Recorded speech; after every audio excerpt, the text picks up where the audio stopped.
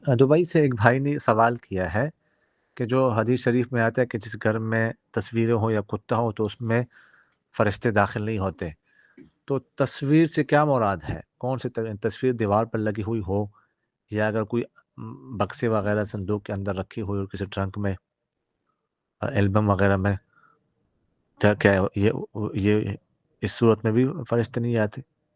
اس حدیث کی مراد کیا ہے؟ دیکھیے گا، حدیث تو موجود ہے کہ اس گھر میں کتا ہو یا تصویریں ہو تو اس گھر میں رحمت کے فرشتے نہیں آتے۔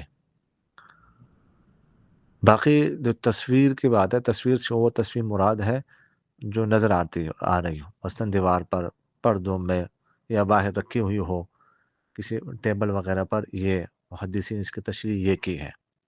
لیکن اس کے علاوہ بھی پرنٹڈ تصویریں رکھنا یا کھنچوانا یہ جائز نہیں ہے۔ تو یادگار کے لیے تصویر رکھنا، یہ کون سی یادگار ہے؟ اس لیے اگر اس طرح کی تصویر ہو تو ان کو جلا کر توبہ کرنی چاہیے اللہ سے۔ پرنٹڈ تصویر جو ہے وہ اپنے پاس رکھنا یہ بھی جائز نہیں، اس سے بچنا چاہیے۔